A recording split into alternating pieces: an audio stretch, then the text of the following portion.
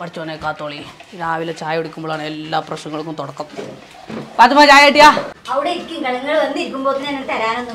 തുടങ്ങി കഥാപ്രസംഗം. സാധനം അവിടുത്തെ കിച്ചണിലും കുറെ സാധനം ഇവിടുത്തെ കിച്ചണിലും അങ്ങോട്ടും ഇങ്ങോട്ടും നടന്നെടുത്ത് മനുഷ്യന്റെ ഊപ്പാട് കളിക്കണം. എത്ര കാലമായിക്കണി ഞങ്ങളോട് പറയുന്നത് ഒന്ന് മോഡേൺ കിച്ചൺ ആക്കി തരാൻ. അത് പേടിക്കണ്ട, നമുക്ക് നല്ല അടിപൊളി അലൂമിനിയം മോഡേൺ കിച്ചൺ ആക്കി മാറ്റാം. നമ്മളെ ഈ കാണാൻ രസമില്ലാത്ത കിച്ചൺ അതൊന്നും പറ്റില്ല, പ്ലൈവുഡ് തന്നെ വേണം.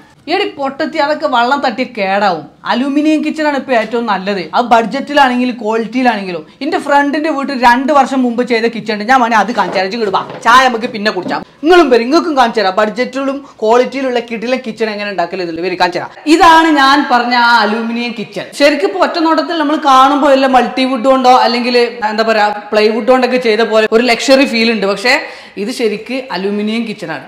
ഇതിൻ്റെ ഡോറൊക്കെ കണ്ടില്ലേ, 2 സൈഡിലും ഷീറ്റൊക്കെ അടിച്ചിട്ട് നല്ല ഉറപ്പോട് കൂടിയിട്ടേ വന്നിട്ടുള്ളത്. അത് 2 വർഷം മുമ്പ് ചെയ്തപ്പോൾ ഉള്ള അതേ ഫിനിഷിങ് ഇതിന് ഇപ്പോഴും ഉണ്ട്. ഇതിനെക്കുറിച്ച് കൂടുതൽ നമുക്കത് ചെയ്ത ആളോട് തന്നെ ചോദിച്ചു നോക്കാം. എന്താണ് ഇതിന് അഡ്വാൻറ്റേജ് ഒന്ന് പറയണേ. ഇതിന്റെ മെയിൻ അഡ്വാൻറ്റേജ് എന്ന് പറഞ്ഞാൽ ഇതിന്റെ ക്വാളിറ്റിയാണ്. സീറോ മെയിൻ്റെനൻസ് ആണ് വരിക. മെയിൻ്റെനൻസ് ഒരു കാലത്ത് വരില്ല എന്നുള്ളത് തന്നെയാണ്.